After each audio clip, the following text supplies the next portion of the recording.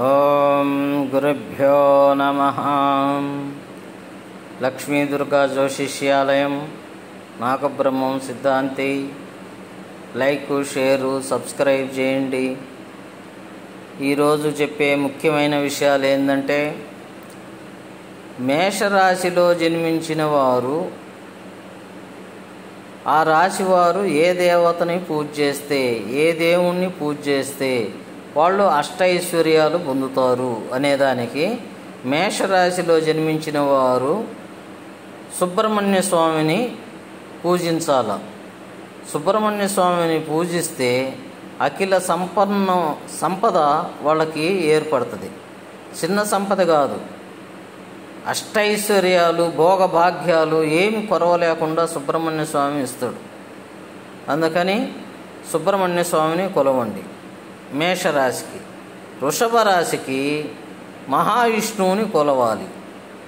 మహావిష్ణువు కొలిస్తే అష్టైశ్వర్యాలు వాళ్ళకి విపరీతమైన యోగాల్ని ప్రసాదిస్తాడు ఆయన.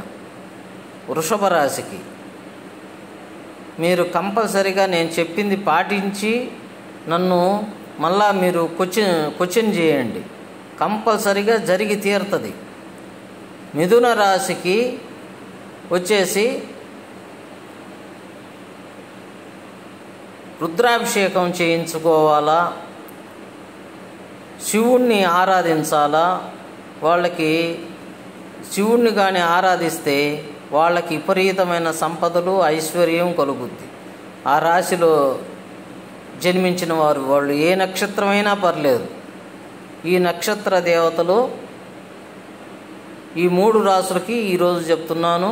తదుపరి రేపు చెప్తాను. లక్ష్మీ దుర్గా జ్యోతిష్యాలయం. లైక్, షేరు, సబ్స్క్రైబ్ చేయండి. నా ఫోన్ నెంబర్ 91 60 21 61 14. శుభం.